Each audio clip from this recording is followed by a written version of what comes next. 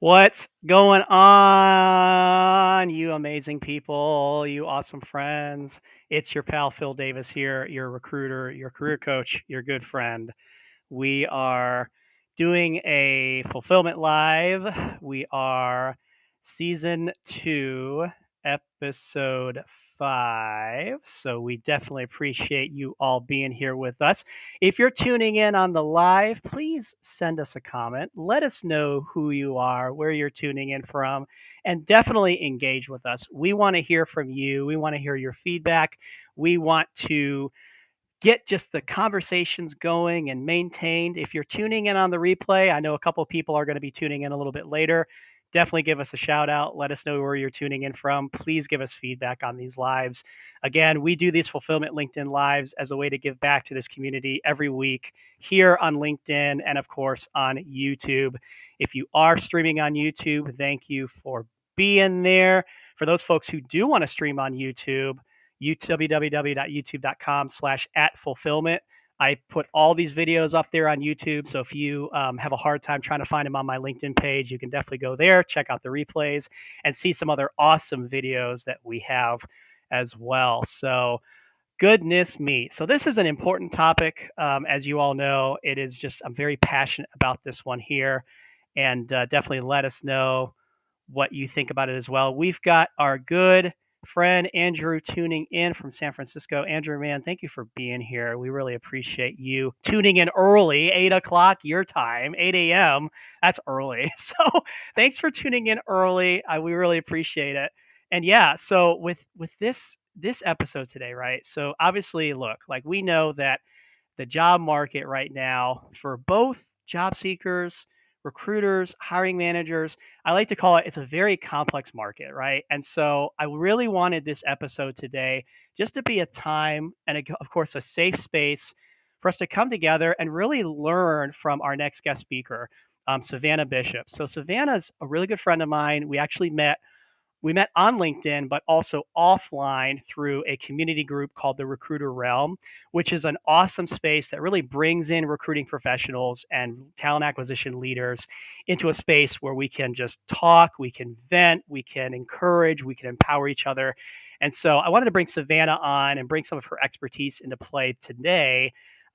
Because she is a recruiting leader, she is a coach, she is a culture champion, she's of course, a candidate advocate, and really just wanting to talk today with her and y'all just about how, right, we can have an effective candidate experience within your business so that we're going to be attracting top talent to your companies and really just having, again, transformational relationships, not only through the candidate experience as an employer, but also, through your job search journey, right? So it's a very, very, very important, very passionate topic. And I just wanted to bring an amazing recruiter person and friend up as well. So we've got Cassandra. Keep the comments coming, friends. We appreciate it. Cassandra from Jacksonville, Florida. Thank you for tuning in. We appreciate it. We've got Denise in the house. Thank you from Houston. So we appreciate you tuning in as well. We've got Amber here from Texas as well. Awesome Texas folks in the house. Thank you for being here. We appreciate it. From San Antonio. Awesome. So we've got San Antonio, we've got Houston, we've got Andrew from San Francisco, we've got Phil over here. Of course, Fulfillment is tuning in from a little town north of Atlanta called Duluth. We've got Savannah from Memphis, Tennessee. So we got folks all over, which is amazing. So I'm going to hush up. I'm going to bring our awesome guest speaker up here, Savannah. So Savannah, you are live with us, my friend. What's going on? How you doing? Good morning, everybody, or good afternoon, wherever you are. Good evening. Don't know if we have any international viewers. Absolutely. It We is 10 may. a.m. for me, so it's like that perfect mid-morning, fully energetic sort of vibe. So forgive me if I chat your ear off, Yeah. Phil. Oh, please. But again, that's what we're here for. We're here to listen to you. We're here to listen to your expertise and all that good stuff. So I want to get right into it, right? And of course, want to just, let the audience know, right? Who is Savannah? Like, what is your story? Who are you all about? What are you all about?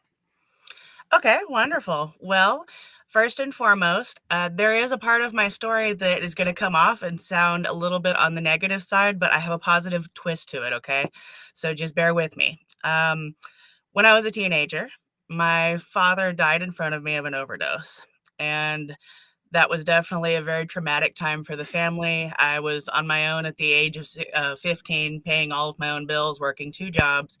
And I didn't have like the traditional start in life of just like, go to high school, then go to college and work a little bit of part time and, all of that stuff. And hey, no shade to anyone who did. Like, that's, what I'm trying to do for my own kids now, right? But that just wasn't my experience. So I have been up and down across the country as a very young person. I had a lot of, really interesting experiences that opened my eyes up. And like I said, I've been on my own from a young age. And I actually finished high school early, dove right into the work world, took some college, but my path was more about working my way up. I started off as entry level in, of course, a few different fields like we all do when we're young, right? And I ended up in hospitality management. So I started off as a front desk clerk, did housekeeping, did breakfast, eventually got promoted to management. And from there, that was where I started getting these opportunities that, were well above and beyond. Yeah, every time I would apply, right? Like I would be able to step up a little bit. I've now been a regional manager. I've done a lot of operations management. And then I sort of segued naturally into workforce development, which is what really started my talent acquisition journey. And I discovered, right, through workforce development that I don't care for operational headaches. Like, I don't like being the Mm, boss. I don't want to be an operations manager anymore. Like, it's really stressful. I mean, and granted, we need people to handle those kinds of headaches, right?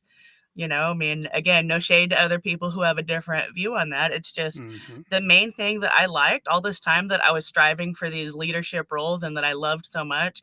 It wasn't about putting out the fires, it wasn't about solving the problems. It was about the hiring and developing of the talent. And that was where I found my true light would shine. So, talent acquisition, workforce development, recruiting, right? That's kind of how we all get into it, is we all just sort of stumble into it. I don't know a single recruiter who is like, oh yeah, I graduated college to be a recruiter on purpose, or oh yeah, I wanted to be a recruiter when I grow up. Now we all sort of fall into this field. I mean, correct me if I'm wrong, but I just haven't met anyone who hasn't. So that's kind of me in a short story. My most recent role was a recruitment project manager. mhm, And I was unfortunately recently laid off for lack of work. So it's kind of interesting because now I am in the same shoes as candidates who I've been working with. And that is something that I've always kept top of mind. In fact, anyone who knows me, you've heard me say it before, we're all just one bad day away from changing places with the job seekers we're helping, right? Well, my bad absolutely. day came, others' bad day is going to come. We're all gonna have that happen. I mean, I'm not gonna let Mhm, it bring me down. So, mhm. Yeah, I love I'm gonna I'm gonna back up. So I mean I love like and I'll say it just transparently because I'm one of the most transparent people ever. I mean, I love how you've pivoted and we're kind of similar because I mean I started out as like a front desk admin and then I just kind of fell into HR recruiting and then really specialized in recruiting. I've been through a number of layoffs in my career. I've had about 3 consecutive layoffs. So, I mean, I get it, right? And it's like, you know, in those moments where layoff happens, in the moment it's like, oh man, like you feel defeated, you feel like we've failed, like we ask those questions like, oh my gosh, like why me, like what happened, did I do something wrong? And of course when it's an actual job elimination, the thing that I think so important is like, it's the job that was eliminated, not you, the person, right? The job was right. cut and it's not, it has no, so when we think about the layoff, it's like, oh, it's so hard. And we always want to like blame ourselves for it. But I think and you've handled this so very well because, you were recently laid off, but you immediately picked yourself up and it's like, hey, I'm making things happen. It was my job. It wasn't me that was the problem. It was the role and the fact that there just wasn't enough work. Happened to me during the pandemic, right? When I was laid off or when my role was eliminated, right? Um, Back in 2020, same thing. It was just like, like, what did I do wrong? It's like, well, I did nothing wrong. I did everything that I Mhm. could in my role. And, it's especially difficult now, right? Because we're seeing all these layoffs happen in big companies, industries all around, Amazon, Meta, those big companies that are having to, in eliminate different positions and stuff. So I guess like, I want to kind of start and ask this question to you, right? So let's say somebody has been recently laid off, or maybe they have been laid off for a while, right? And they really need to feel that empowerment of, you know what, like, yes, it happened, but I need to pick myself up and get myself, moving and grooving again, right? Like, what are some ways, maybe based on your experience or your expertise, that if there's a job seeker out there listening, right, that they can kind of turn that mindset around to be like, you know what, I'm going to go for, a new opportunity, and just try to get out of that kind of rut, if you will. Oh, absolutely. So, first of all, am I allowed to shout people out in a good way Yeah, of on course you can. fulfillment? Absolutely. Because I do want to shout out to within the first couple of days of me receiving this news, a dear friend in our network, she may even be on this live right now, Krista Brenner, she reached out to me and just to give me a little bit of a pep talk, which meant the world because I mean, I don't know if any one of you know her very well, but she is a busy, busy lady.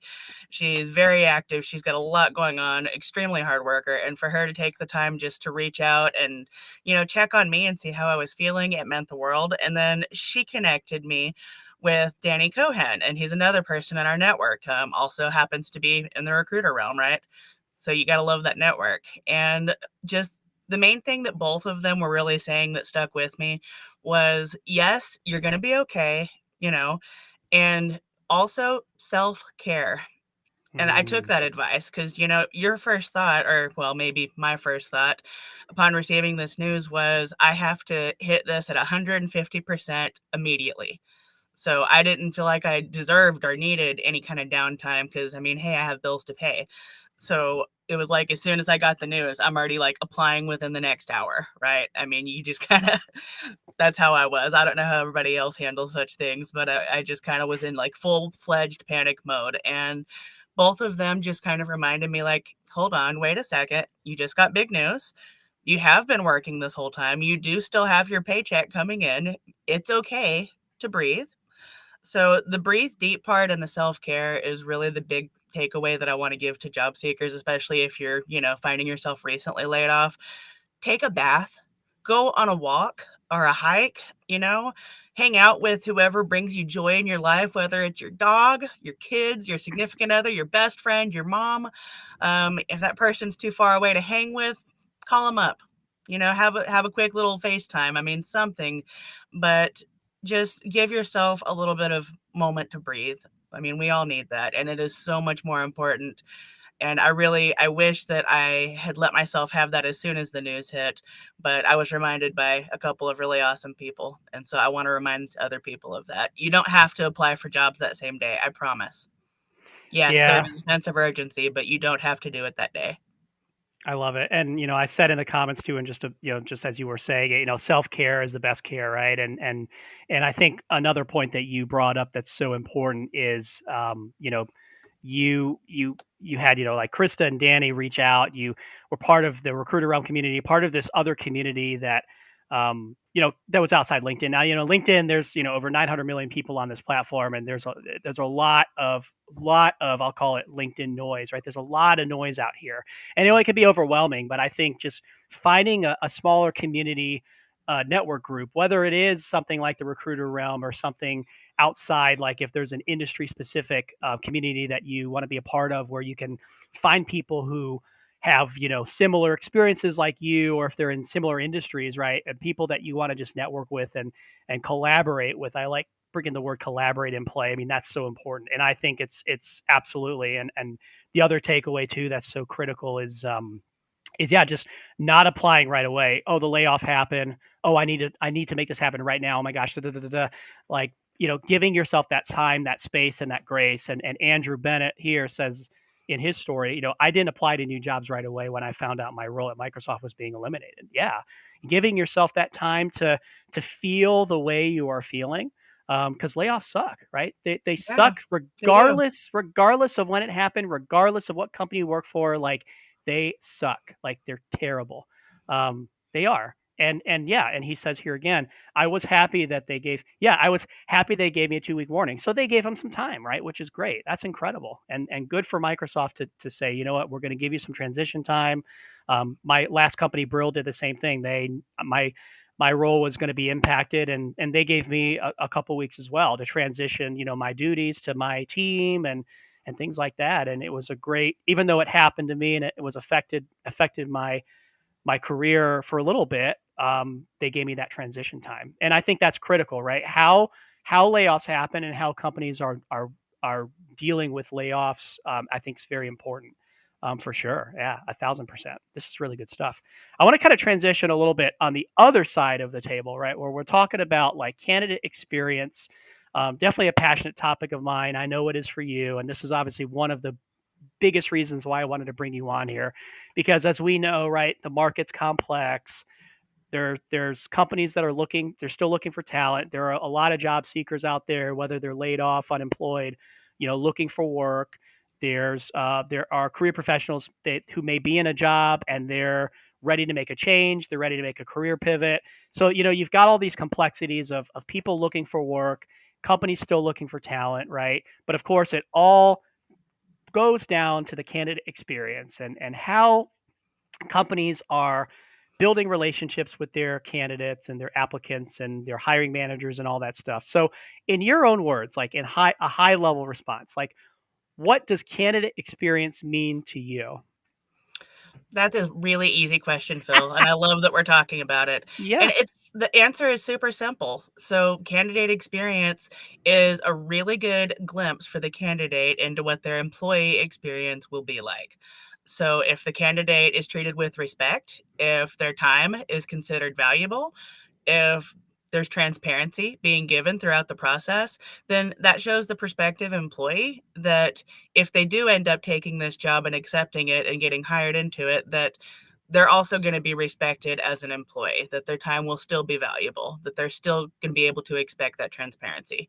It's really that simple. I mean, we don't always get our way about things in personal life and professional life, right? So we might not get the job that we really, really wanted. I mean, that just happened to me like yesterday. So, but not getting the job is one thing, but being told that you didn't get the job, and especially if they're able to give feedback as to why, that's crucial. Now, I realize that jobs that have thousands of applicants, individual feedback for every single one may not be realistic, but when it's possible, definitely you want to do that. And when it's not possible, at least let people know. Just saying, "Hey, I'm sorry, we went another direction." Yeah, that's bad news, but people need that transparency. Mm.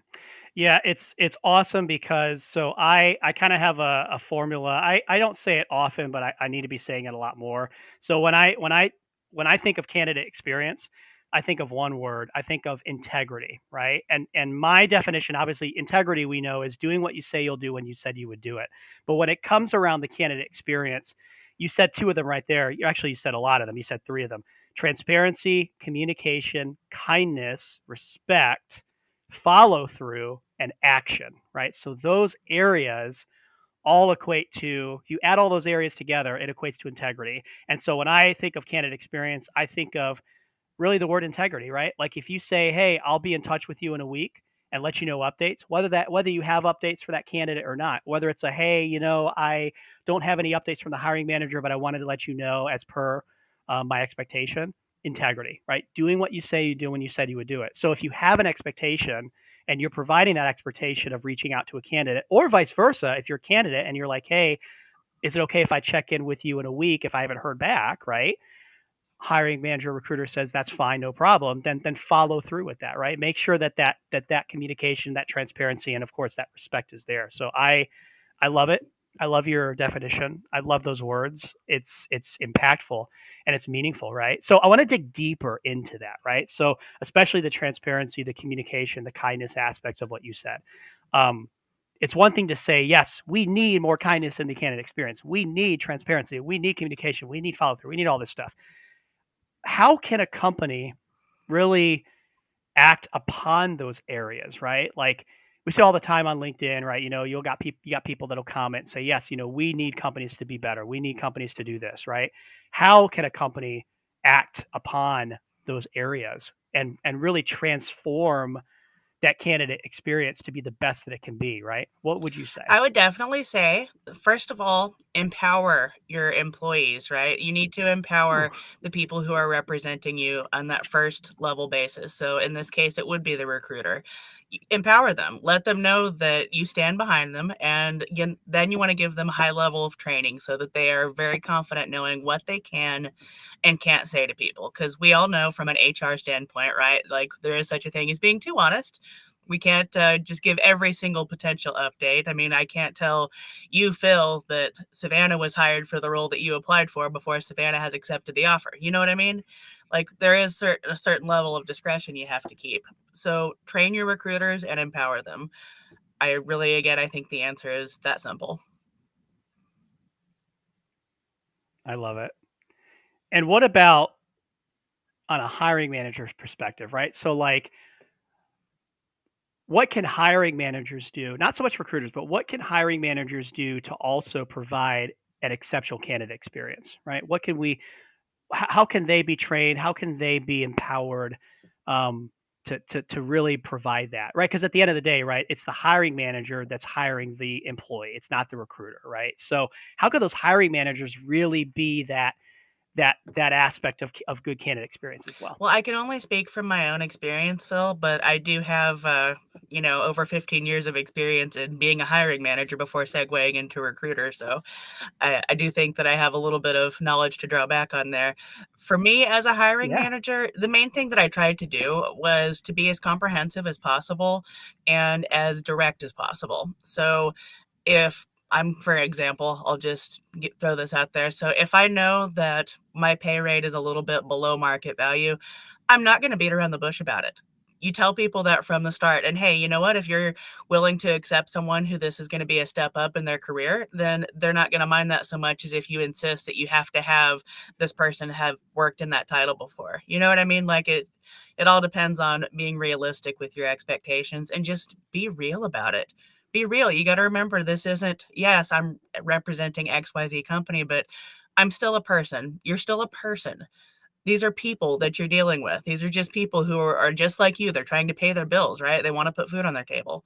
So just be honest and be human. It's so easy. I just tried to Mm, be like, as down to earth as possible. Um, just explain to people exactly what you're looking for, give them a chance to feel comfortable talking to you. I have had several nervous interviewers in my day, and I would always just do my best to set them at ease. You know what I mean? Whether it was like, okay, let's break the ice and tell a very, work friendly joke, or, can I make them laugh, or can I just be a little bit, vulnerable with them, of course, within professional boundaries. But just because someone is an interviewer and they're nervous, or maybe they're a little too excited, or they just don't present themselves as well, it doesn't always mean they won't be able to do the job well. So try to set people at ease. Just remember they're human beings just like you. I love it. Direct, comprehensive as possible, honest, and human, Yes, right? Being human. human and human, absolutely, and of course, setting them at ease. Yeah, when we talk about being human in the process, right? Like, I think one of the things that I talk a lot about is having a transactional versus a transformational experience, right? And so when you said human, I think a lot of that kind of transformational side because again, right, it's people hiring people as we know, right? And so the moment that a candidate experience seems transactional, like cut and dry, like oh my gosh, like I'm just kind of like in the moves or in the moves and grooves. It's like I don't know. It's just kind of like like we've all been there. Like we've all felt that kind of like dry experience where it's like, all right, like let's keep candidates warm, but let's do it in a human way, right? So it's like, eh, and let's say, and another point you brought up too, we've got Jason in the house as well. I want to bring his comment up. He's reaching out from North Dallas. A lot of people from Texas. Like, this is, I guess I made some sign I need to go visit Texas people. I don't know. I haven't been to Texas in a long time. So I should definitely get over there. So Jason also said, I had a client not show up and I'm okay with it because I get to hang out. I get to hang out here. No, we appreciate it, Jason. I know that you are very busy. Um, impacting people and clients and your folks as well. So thank you for taking a few minutes and just tuning in as well. I definitely appreciate it. And that's for everybody here as well. I know it's a very busy time for all of us. So even just showing up for a few minutes, we appreciate it. Um, I want to I want to talk about that setting people at ease in interviews, right? Because it's just you're bringing all these awesome nuggets in the house, and I love the expertise that you've given. But let's say that you've got a job seeker or candidate or even an interviewer, right? That maybe both sides of the table. Maybe there's somebody that's nervous, like as a candidate in an interview, or there's a hiring manager that's starting to feel nervous. Like how can they get unnervous, right? Like what are there some exercises or tips that they can do to kind of release tension and to release the nerves and anxiety of just interviews? Yes, use humor. Absolutely use humor. I'm going to give you an example, okay? I'm going to change your name to protect privacy. So we're just going to call this person Alex. Well, Alex came to interview with me. The role that she was applying for was as a retail clerk. And she was really young, very inexperienced, but she had a certain sort of, spark about her. She had a lot of energy. She was really eager to learn, eager to try, anxious to get herself out there. And she showed up dressed in these very pressed, very well matched clothes. You could tell she had spent a lot of time just making sure her hair looked perfect. I mean, she was, really nervous. She was visibly shaking, in fact. And she had these bright orange tennis shoes with this business casual outfit on. And, she started off just kind of talking to me and giving me the whole, like, hi, I'm Alex, and this is what I'm looking for. And I mean, she was just shaky and just so nervous. And then she brought it up. She was really honest and she said, look, I know that these are not shoes that I can wear with these clothes. Okay. I know it, but I can't afford more shoes unless I get this job or a job at all. Like these are all I Yeah. have. I literally have these and some sandals that look even worse with this outfit. So, I don't have good shoes yet, but I promise I will use my first paycheck to get some dress code friendly shoes. Like you can count on me, and she was transparent about it. And you know what I did? I said, okay, let's ignore the shoes. I am not going to make a decision based on anybody's shoes. And I took some boxes because my office was close to a back room. I said, I'll be right back. And I took a couple of empty boxes, one for me, one for her, and we put our feet in boxes. I said, this way you don't have to feel weird. I'm going to put my feet in a box too. You can put your feet in a box. Your shoes don't matter. Let's just have a conversation. And it made her Mm, laugh, and we looked ridiculous, sitting there in this office, both all dressed up with our feet in boxes. But it made her feel better, and she immediately became at ease. And I did end up hiring this individual, and she kept her word. She wore the tacky shoes for exactly 2 weeks, and as soon as the first payday hit, I mean, she was sending me a picture. Hey, do these go with dress code, right? And this person not only exceeded my expectations as an employee, but she did so well that she ended up being offered her own management opportunity after I got finished training her. I actually lost her to go be somebody dang, else's boss as a really young adult. So dang, humor. dang. Yeah, use Yeah, humor. Humility. yeah, Just get on someone's dang, level, Like I could have just given her a box, but then she would have felt weird. So I'll put my feet in the box. dang. Yeah, Jason's. Yeah, that's. I mean, it is. It's absolutely awesome. And this example is truly a prime point of this question. And I know the question that I'm going to ask. And this is a question that hiring managers, recruiters, etc. They have to ask every time they're looking to fill to fill to fill. I just got to I really How to many fill puns can we a make out of your position. name? Like that's a whole nother podcast, right? Oh, to, yeah, to fill a position. Oh my! Using humor in using humor in interviews and humor in the lives and humility. I love it. Okay, so the question and this story is great because it's like, the candidate can the candidate perform the necessary duties and responsibilities and requirements of the position, like regardless of what kind of shoes they have on, regardless of what they look like in the interview, regardless of their background, regardless of their lifestyle, like can they perform the necessary duties, responsibilities, and requirements of the position? And this example is it's literally the perfect example. I am a little biased because I love the color orange, obviously. So the orange shoes, I was like, whoa, orange shoes! Oh my gosh, I have to comment on that right now. Like, oh, that's awesome. So I'd be But like, they yeah, really you're didn't hired. match. I mean, But, they would have been yeah, great in another outfit, but they didn't go with the business cash. yeah. I love it though. That's so cool. And but and so for me, like, so my quirk, so I'll just tell people, and I'm sure you probably know this, like, LOL, yes, yes, Jason, absolutely. So I have a security blanket, and what you know what that blanket is? A lot of people don't know until I tell them. It's this mechanical pencil. So I use a Pentel. Shout out to Pentel. I use this Twist Erase 3 pencil. Whenever I can write in pencil and use pencil, this is what I use for everything, note taking and stuff. So when I interview, like, I'm actually holding this pencil. Even when I'm on lives, like, I'm actually holding this pencil in my left hand because I'm left-handed. But like for me, it's like it's just. But I'm obsessed with mechanical pencils. I've always loved them, and I think it's probably just the musician in me, like the opera singer in me, having to use pencil on music, like staff notes and stuff like that. But again, it's a quirk, but it's who I am, and it's like, whatever, So it's like, if you that's the thing, bringing that humor and that humility into the process is absolutely important because again, you're hiring the person for their skill set, for their uniqueness, and yeah, even for their their cultural addition. I don't like to say culture fit anymore. We start to say like culture add. How can it be a good culture add to the company? Um, and yeah, people are unique. We're uniquely different, and we're all very unique in our own way. And I'm quirky as all get out, whatever. But that's who I am, and and it's just whatever. So I love that aspect of the story. It is funny. I'll bring the LOL face back up again, Jason, because I can. So I love it. I love it. I want to switch gears a little bit. So you've talked a lot about candidate experience. We've talked a lot about your experience as well, kind of your pivoting, the feelings of the layoffs that you've gone through. I want to talk about kind of the job search side, right? So as we know, right, a lot of people looking for jobs right now, right? The competition is fierce, and I can say that during my experience because I'm kind of still looking for a job in talent acquisition, whatever, or employment branding. It's tough out there, right? It's really hard. There's a lot of people looking. Um, with that being said, right, you got all these people looking.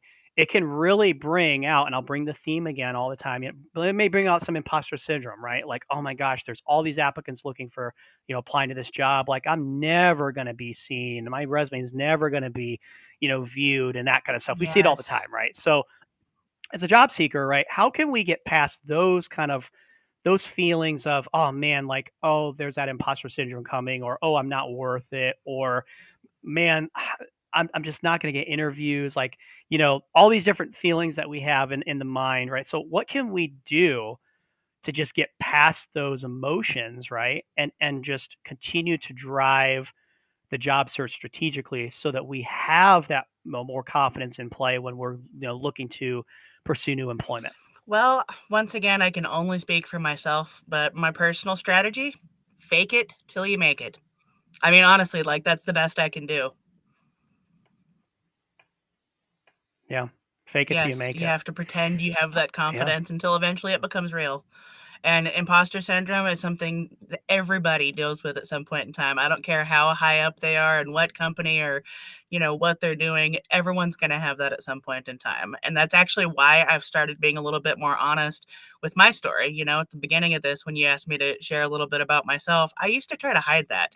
I Mhm. used to try to just dodge around questions about, my early adulthood. And I kind of just hit this wall one day where I realized, you know what? That's exactly why I am so resilient and so resourceful. And being resilient and resourceful are things that I'm actually really proud of. And those are things that make me unique as a candidate. Those are things that make me unique just as a human being. So why hide it? Because that did. It gave me a lot of imposter Res- syndrome, especially, if I'm being stacked up next to, someone who has gone through 8 years of Ivy League higher education. I mean, I would kind of feel like I can't compete with that until I remember, wait, I've done this exact job already for over a decade. I sure can. Resilient and resourceful. Resilient is great because I think, with with the resiliency, you naturally brought in some vulnerability, like in the beginning of our live session. So showing, being vulnerable a little bit, showing that resilience and strength, right? And really, it's a never ending process of learning, development, resiliency, like you had said, vulnerability, but also growth. Because naturally, in the seasons that we have, especially now, just with what we're all going through, like the uncertainties of the job market and things like that, um, we naturally and organically will grow from this. All of us will. We'll grow in some way. Jason here too. He's got a good comment I want to bring up. He says, I always suggest that clients write out a list of what makes them good at their jobs and then also why they're good humans, refer to it as That's needed. Yeah. awesome, So Jason. I love it. totally. Yeah, absolutely. Bringing some of that clarity out, like that kind of clarity side of, well, what are we good at? Like what excites us, right? In our careers and what do we feel good about, right? Like is there even a past accomplishment that we've done that we're just so proud of, and how can we relay that in our in our careers and on our resume, et cetera, et cetera, et cetera. I love this. This is great because that really helps to bring out that boost of confidence that you talked about earlier. Yeah, this is awesome. Why and yeah, and then of course why they're good humans. I like that aspect of it too because it's like we all are good people. Like the majority of people out here in our world, we're all good people. We're all supportive. That's why I come to LinkedIn all the time because everybody here, the majority of people I know are supportive, impactful, and fulfilling. So 1,000%. I I have love a quick that. question. Do you mind if I I love it. interject? My Of course question you is can. for Jason. Jason, do you have such a list for yourself so that you can refer to it as needed? I don't mean to call Ooh, you out. It's okay if you don't. I'm bring guessing he probably that. does. I don't know Jason at all, but I'd love to connect later. Thank you so much for, joining us today, and your comments have been really insightful so far. But I'm curious if you have such a Yes, list. I agree. I'm He sure he does. probably does. And yeah, of course. Yeah, absolutely.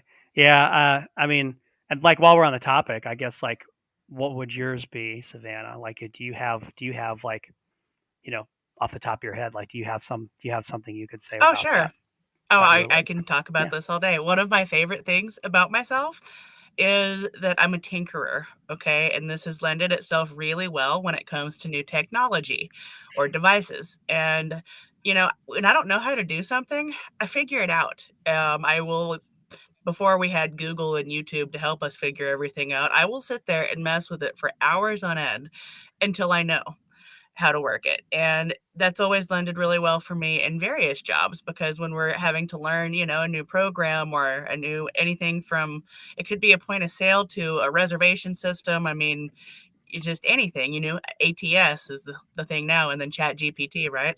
Let's not even go there. But Mhm. I'm I sit there and I pick and I pick and I pick until I learn it. And it's funny because people come to me all the time so that I can teach them these things. And it's like, I'm not an expert. I'm just really stubborn. I mean, maybe it's part of my own, I am neurodivergent. So maybe it's one of my own little quirks, but I use it to my advantage. And I'm happy. I love teaching people this kind of stuff too. So it's actually something I get, joy from. But yeah, I'm a tinkerer and I've learned to turn that into a good thing. As a human, I love it. I would say that just my general something else I like about me, and I'm gonna ask you the same question, so be prepared. Absolutely. Compassion. So, being able to really put yourself in someone else's shoes and, granted, we'll never know how anyone else feels because every experience is unique to each individual and we all process stuff different, but just the willingness to try, right? So, when I'm dealing with a job seeker, I am going to be fighting their battles with them in a sense of if they get rejected, they're not going to be the only ones that are disappointed. And likewise, when I can finally offer them a role when we're at the end of our process, I literally jump for joy. I have shouted, I have screamed, I have danced. Okay. I mean, it's pre-COVID days. I mean, we've even done the hugging thing, but that's I think that's probably in the past. And Mhm. that's of course only with mutual consent for all of our HR folks. Sure.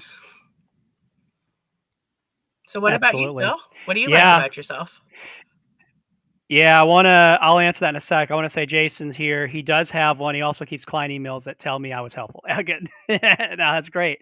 Yeah, and Andrew says, "Good question to, for Jason. No, absolutely, it was it. But again, because this is why lives are important. It's not just about the two of us talking. It's about all of us, folks in the comments, everybody here during this time frame in bringing out insights and nuggets and all that kind of stuff.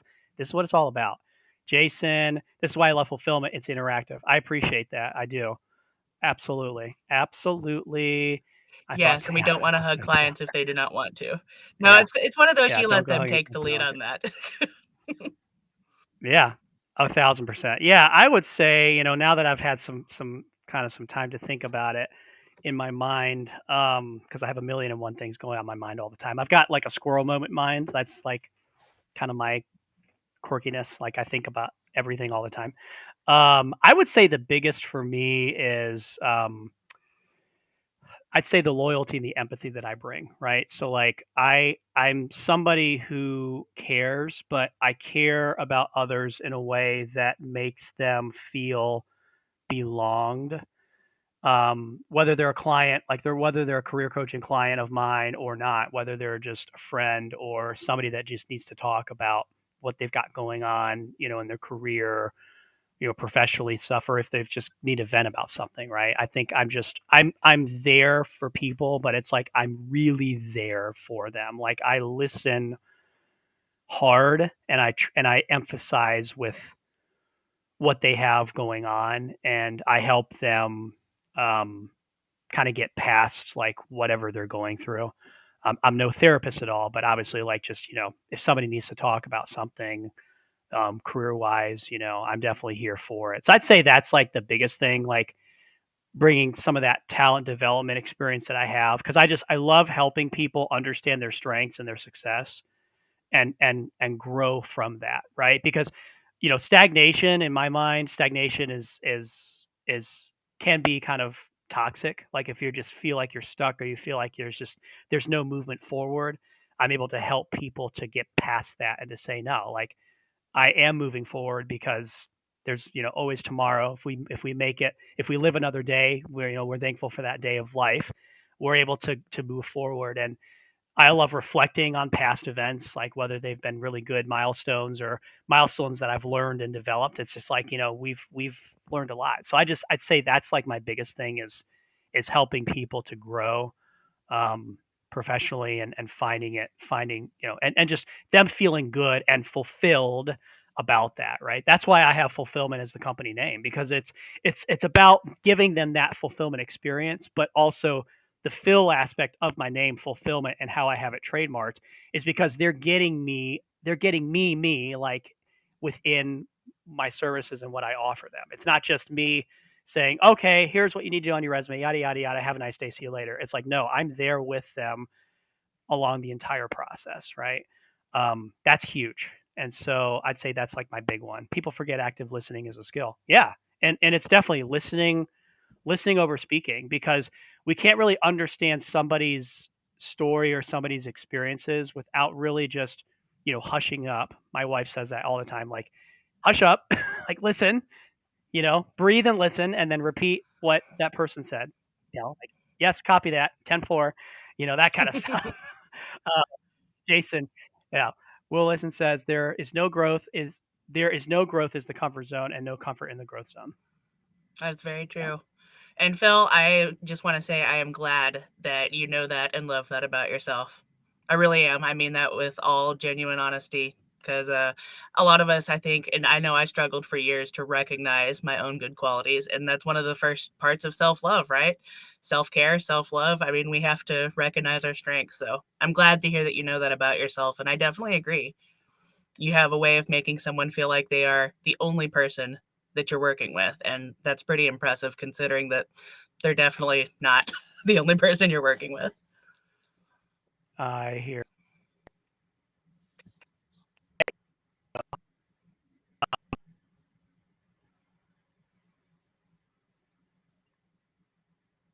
it's take. Oh, do we have a connection issue? Can you hear me? Okay. I think we did, but it That was was very brief. weird. We're Yeah, it was very back. brief. Okay, We yeah, we're switched good to go. sides. Well, we switched sides. Okay, mirror Hi. roles. The roles are reversed. Now you're going to ask me questions, right? Hey, I'm You down can with if you that. want, but yeah, but it's that was crazy.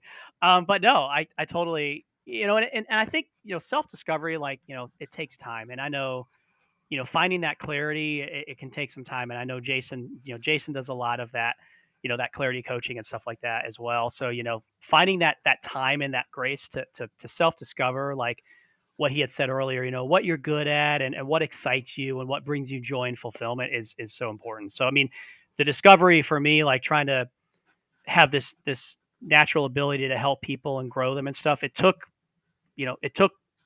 really my entire career to figure that out, because I had moments of like doubt, right? We all did. And it's just like, am I really in the right spot? Like, am I really doing what I need to be doing? And for me, it took, these multiple layoffs to realize I need to do something different in my career that's going to help fulfill other people, and help impact their lives. Right. And I think, we all strive to find something that we're good at that can help others. Right. And so I know in your case, right, just being able to match make, top talent with companies and vice versa, and having those moments of joy when you're dancing, when you get to give that offer out there, and things like that. I mean, that's your thing. That's your joy and your jam. I love that. Yes, and I am back in Phil, back in full and Phil. There's another one for you. Yeah, how about that? I know. I love it. Yeah, that was like the weirdest thing. I don't know what happened, but that's okay. Um, very cool. So we've talked about a lot. I've got a page of notes on this discussion, which is awesome. We've talked about candidate experience. We've talked about job search strategy, how to get some motivation along the path. We've talked a lot about, workforce development, resiliency, being resourceful, being just human in the process, right? Just all that kind of stuff. What would you say, I guess, like with, oh gosh, I just had it and I just lost it. Compassion, placing ourselves in other people's shoes, that stuff. How about like when we talk about like the networking aspect, right, of being human? I guess like maybe talk to us a little bit about like just that part of it, right? So we've got all these people on LinkedIn, we got all these people applying to jobs, we got all these people reaching out saying, "Hey, I'm looking for a role," that kind of stuff. Like how can we like initiate a transformational conversation with those recruiters, hiring managers, or even those job seekers? Like if we're a company and we're sourcing talent, right? Like, and we're wanting to talk to people, like what's a good way or a couple of ways that we can transform transformationally, like, reach out to different people and collaborate, right? How can we do that? Okay, well, first and foremost, and I hate to do another little quick shout out to Recruiter Realm, but Please do. find your network. Figure out like what kind of people do I really want to be connecting with? Who am I trying to learn from? Who am I trying to grow with? What am I trying to grow into? There's a lot of groups on LinkedIn, like a lot. I'm a member of some that I probably at this point should exit because I haven't been as active. But the point is, search for groups, search for people, and just you really have to get over any sort of potential feelings of shyness. I hate to say that because I know that's easier said than done for a lot of folks, but you have to put yourself out there. I know for me, like when I'm reaching out to someone, like say, I've applied for a role and I want to reach out to the recruiter or the hiring manager, I'm really transparent in my initial message to them, like, yes, I did just apply at XYZ. However, even if I'm not a fit for the role or you've already filled it, I'd still love to connect because I love to grow my network with strong leaders in the TA space. Something like that. I'm paraphrasing, but that's about what my intro message says. So that way I'm not pretending that, hey, I'm just making small talk to buddy up, you know, but I'm also I don't want to just hit them with, hey, you should hire me either. I mean, there's some nuance to it. Sure. There's some nuance to it. Finding your group, I mean, the realm, absolutely. I mean, that's definitely, I'm like maybe a part of like two or three different groups, but that's it. And I think too, when you find your group, like don't oversaturate yourself with groups, right? Find like a couple. Find, maybe start with one and then build at maybe two or three. Just get a couple of them where you feel good about like connecting and networking with those people. If you're comfortable with in-person networking events, which I've done a couple, this year, I want to do more. That's kind of cool. To each their own. But find just a few that you can really invest in and be a part of. I think that's great. Jason says here, I always say network or not work. Yeah, I exactly. love It that, takes work. Jason. Yeah. And even breaking down the word network, right? Like net, right, is all about like a spider. I think of a spider web, right, where there's all this, it's very strategically built and created and it looks pretty and all that kind of stuff. And then work, yes, it takes work. It takes work to network. It's not an overnight thing as we've heard plenty of times before. Oh, It's of an course. ongoing phenomenon that you got to keep at it. Yeah. Well, and if you're shy, well, fake it until you make it again, you know? I mean, like I said, you have to. You got to put yourself out there. Yeah.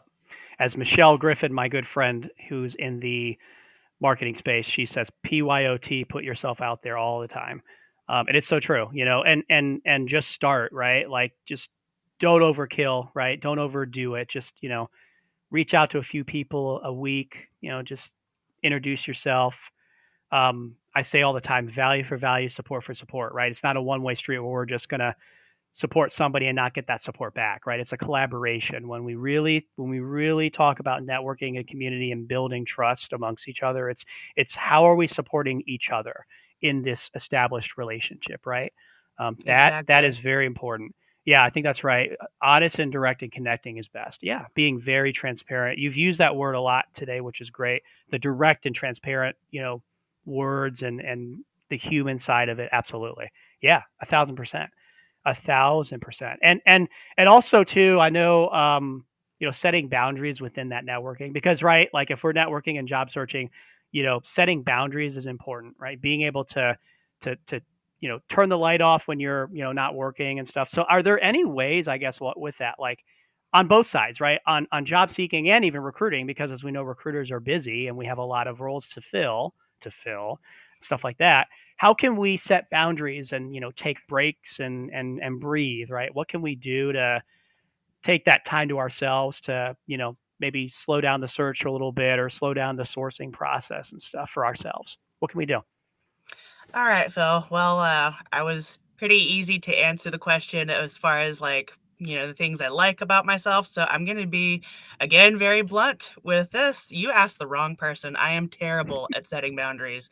I'm really good at setting expectations. But as far as setting boundaries, I am an active workaholic and I am trying to work on that, but I'm not even sure that I really want to because I like what I do. I really genuinely like it. So if I happen to glance at my phone or if I'm on my laptop doing non-work related activities, but I see that you've messaged me on LinkedIn or sent me an email, well, I am at least 95% likely to just go ahead and respond right there. Whether it's 2 a.m. and I just couldn't sleep or, whether it's 6 a.m. and I've just got the kids ready for school. I mean, and I know that not everybody operates that way. And when it's email, I do try to use like the timer so that I'm emailing people within their business hours. But it's important to me to be as responsive as possible. And that can be a good thing. Like that gets praised sometimes, even in the world of talent acquisition, right?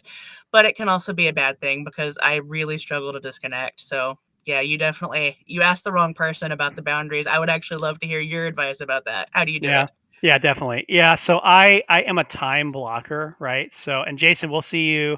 Definitely have a good client meeting. Thanks for your insights and being here and Yes, for thank you, sharing Jason. I'd your love to connect expertise. later. Yes, that's what it's all about, connectivity and relationship building and all that good stuff. Yeah, I mean, I time block now, right? Like last year, I would say like my first last year was my first like official like fiscal year of business. And so last year, a lot of it for me was just grind, grind, grind, grind, grind, like really try, blah, blah, blah, blah, blah. And it was fine because I had to figure a lot of things out.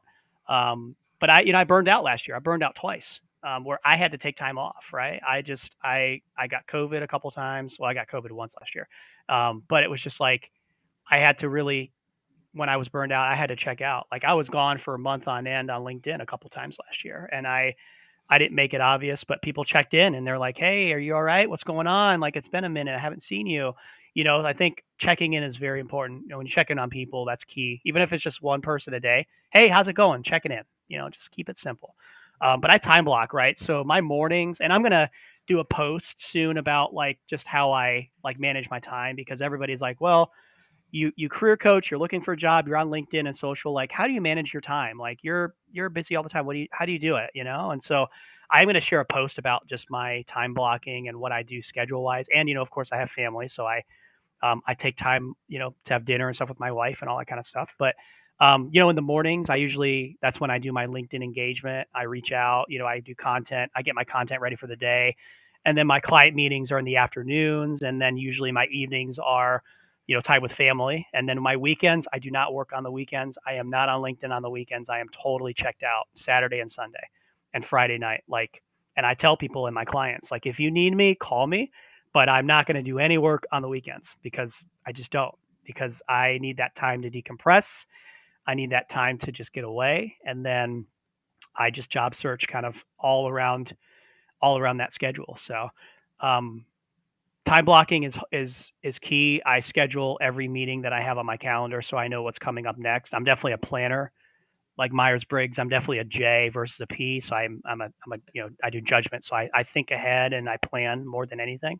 And I think you have to, as a business owner, you have to plan ahead and you have to have a schedule. And then I network usually before dinner time. So any networking calls I do after clients are usually right before dinner. So I'll get on like a couple networking calls a week and catch up with people and stuff like that. But yeah, I make it happen. I make it work. And it took a lot for me to get to this point, like to just balance everything, but it's important. Paul comes on here. Thanks for being here, Paul. He says systems are awesome. Yeah, 1,000%. Having a system in place that works for you. I want to say that too. That works for you because we're all different, right? Some people can kind of go in the moment and they can, start something spontaneously and go. That's on them. But yeah, for me, that's just I have to schedule my days and my weeks and stuff like that. But it's helped me out a lot this year. I'm not That's as really smart. yeah, I'm not I'm as pretty good at burned out. scheduling work tasks, but scheduling personal stuff, I hadn't even thought of that, to be honest. So that's a huge takeaway that I'm getting from this. Yeah, I do. Even personal, like everything's on one calendar. Like I have one master calendar that has client meetings, when I'm going to post on LinkedIn, when I'm going to do these LinkedIn lives, right? When I'm going to, like, for example, this evening I have a run group. On Thursdays, I do a 2 mile run with my run group community, and we go to a brewery and have beer and like pizza afterwards every Thursday. So for every Thursday from like 6 to 9 p.m. Eastern, that's what I do. And I tell clients and I tell, my friends, like, during this time frame, I'm gone. Like, I'm out because that is important to me. And that's important to my family that we do that every week. So, um, but it's been working for me pretty well. Definitely. Definitely. Wow. So believe it or not, like it's like a minute until the hour. So Wow. I This has gone usually quick. it's flown by. I know. So I usually like to leave this last question. And for those folks too on the live stay tuned because we got a couple updates too that we want to share with you as well and all that good stuff in a little bit. So if you stay on for a few minutes, we appreciate that. But yeah, if we've talked so much about so many different things, which has been great, and I've appreciated your support and just for you being here and your time, and also for those community folks here just engaging and commenting and just tuning in. We appreciate y'all. But what would you say, like, what's that, like, one key takeaway that you can give the audience, right, that you would want them to remember this discussion on, right? What would you say? A key takeaway for me is please try to remember that most of us recruiters, we are your friend. We want to see you succeed. We want to advocate for you. And look, let's just be really blunt again, okay? I know recruiters have a bad rap sometimes, and I get why. I've had some terrible experiences with recruiters who were not being very honest and who I could tell were looking at me as just more of a number to get a commission or whatever. Well, that's been the minority. I've also had some really good recruiter experiences, and as a human being, I do my best to give good recruiter experiences. So just please try to keep in mind that as much as you'll give us, we can use that to help you. So, no, it's illegal for me to ask you why you have this gap on your resume. But if you choose to share with me that you have it because you were caring for your sick father or whatever the reason is, I can use that when I talk to the hiring manager. I can use whatever information that you give me with your consent in a positive way, of course, to help you to look your best and to present you in a way that is going to increase the odds of all of us getting what we want at the end of the day, which is I want to fill that role. You want to get your next job, and we want to dance and cheer together over Zoom, right? Mm-hmm. I I love mean, the it. majority of recruiters I've met, they share that sentiment of like, of course I want to see people get hired. Of course I want to help people. Granted, our powers are Mhm. limited. It is the hiring manager's decision at the end of the day, but just try to keep that in mind. We're your friend. We want to be your advocate. I love it. So I love candidate advocate on your profile and your headline because we are. I completely agree. We all are very busy. Recruiters, hiring managers, job seekers. Regardless of where you are in your life, in your career, we all have a lot going on. So I also think, with that being said, a lot of that empathy, being empathetic, just regardless of where you are in your career, in your journey, but then also understanding, where others are as well. I think that's very important, and showing that empathy and that kindness, and of course um, that humanity, as you mentioned earlier, is all very, very important. I love that a lot. I do. This has been great. So where can we find Savannah? Well, we tagged her on LinkedIn on our post, but I'm going to share her link here. Definitely connect with Savannah if you're not connected with her. I love this URL LinkedIn headline: www.linkedin.com/in/Savannah Bishop Innovation. So that's pretty unique. So definitely, if you remember Savannah Bishop Innovation, you will find her. But definitely connect with her. She's fantastic. Talk to us too, real quick. I know you're looking for your next opportunity. So what does that look like for you? I am looking for something in the TA leadership space, although I am not stuck on it being a leadership role.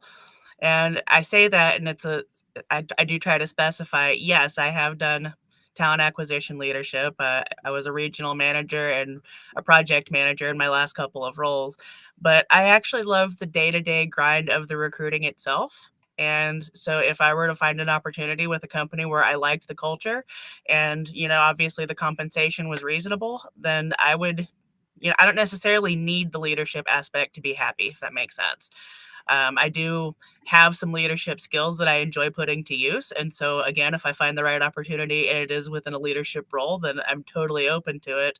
But I try to make that really clear as far as in my own job search. I don't want anyone to think, oh, well, she's been a manager and a director in the past, so she's not going to want to be a recruiter. That's actually absolutely not the case for me. Yeah, I know for some it may be, or it may be seen as, moving up or down on the ladder, but, you know, uh, since we've kind of made transparency our theme here, the heck with the latter.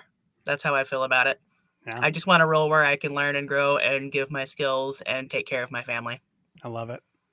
That's short, sweet, simple, and direct, and human. A very human response. I love it. Yeah, and I'm with you. Right? Like I leadership's leadership. Yeah. If I get into something contributor wise, like that's fine. Yeah, but I love that. I love that for you for sure, and definitely. You will. I know you will get into something soon. You're brilliant. You've got a lot of really good talent and a lot of good qualities, of course, which Thank is you, Phil. splendid. Of course, of course, of course. So we'll put your LinkedIn back up again, folks. Yeah, connect with Savannah. Please connect with her. Y'all know when I bring guest speakers up, I bring these people up who really add value to the show and really to the community, and people who I believe are really just incredible people. So, and of course, obviously bringing her as a friend, as a job seeker, as just an awesome person. This is definitely, please connect with her. She's fantastic. So, and also I'm on LinkedIn, obviously. LinkedIn.com/in/Phil the Recruiter. Please connect with me if you're looking to find a new career pivot journey along your path. If you're stuck in your current career, you want to make a pivot up in your career, find fulfillment in your next opportunity. I do one-on-one career coaching that is holistic, unique, and interactive, as Savannah has said before, and as well as Jason. I'm here for it. Send me a message. Let me know if you want to talk about some stuff, how to get unstuck in your career. I've got an introductory course on my website if you're interested in that. It's a pretty unique mini course to kind of get unstuck and remove some frustration around your job search. If you're like, I don't know what to do, check that out. Fulfillment.com/intro online course. It's a very cheap course, very meaningful too. So I have got that there. Got a couple things coming next month in May. It's going to be exciting. I'm going to be hopefully launching my new LinkedIn newsletter.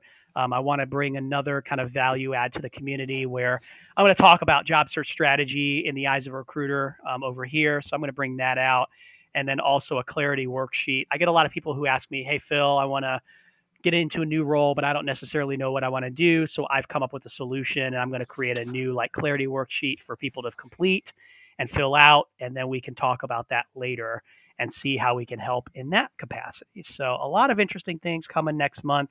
Very exciting about it. We stream these, of course, on LinkedIn Live and on the replay, but also YouTube. If you want to follow me on YouTube and subscribe, we're definitely putting all these on my YouTube account, www.youtube.com/@FulPhillment. So we're there as well. And of course, we're on Instagram and TikTok at FulPhillment Solutions, TikTok at FulPhillment. So if you just type in FulPhillment, you'll find me anywhere. It's a trademark. So you'll be able to find me under the FulPhillment name. We're definitely here for it. So, Savannah, my friend, it has been such a joy and a fulfilling pleasure to have you on the live today. Thank you for your insights and for being here with us. It has been an honor. I loved fun. it, Phil. It's Until been a lot next of fun. time. Until next time, until tomorrow on the Recruiter Realm chat. So that's will be fun. And for those folks tuning in on the replay, definitely let us know where you're tuning in from. Please, please, please share your feedback in the comments. We want to hear from you as well. We're going to leave this up. I don't usually post on Thursdays because they're my live days. So our next LinkedIn Live, I think we'll have one next Thursday. If not, it'll be the Thursday after. I think it might be the Thursday after. Let me check my calendar real quick. I think it's actually I'm out of town next week on vacation. Yay.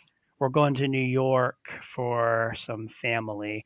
So the next live will be on Thursday, May 11th at 11 Eastern, 10 Central, 8 a.m. Pacific. So save the date there. We'll get that out in a couple weeks, and we will continue to make this happen. So thanks for being here, friend. We appreciate you. Well, thank you for having me. Always. We'll see y'all soon. Take care.